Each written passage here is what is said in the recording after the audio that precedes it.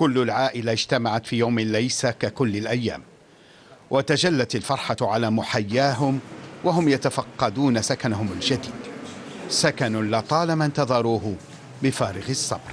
اليوم رانا دخلنا للسكن تاعنا جديد، نقولوا الحمد لله على فضل ربي.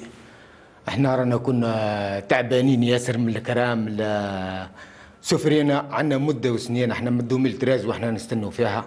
الحمد لله اليوم فرج علينا ربي انا والعائله تاعي.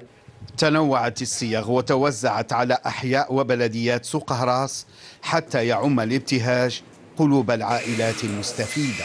فرحانين نحن والوالدة تاعي والزوجة والأولاد، عندي 3 أولاد إن شاء الله، ورانا دايرين أفكات وواسعين الحمد لله يا ربي.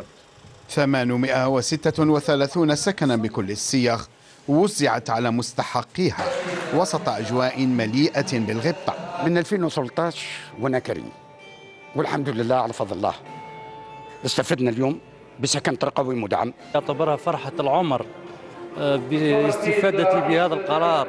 أنا مستفيد من سكن ترقوي مدعم، حصة 50 سكن صيغة ترقوي المدعم F4. هذه السنة كنا سبق وزعنا 5000 وحدة سكنية وعندنا 4500 قبل نهاية السنة إن شاء الله، وهذا نقدر نقول عندنا حوالي كما نقول 9500 وحدة سكنية، والبرامج ما زالت متواصلة، لأن اليوم سنويا والسنة الماضية لحقنا 11000 وحدة سكنية.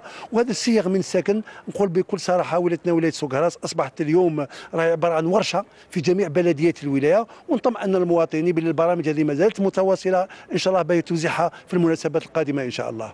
هو موعد يتكرر مع الفرح، وفي كل مناسبة يضرب اللقاء لعديد المستفيدين من سكن يعيد الأمل والبسمة.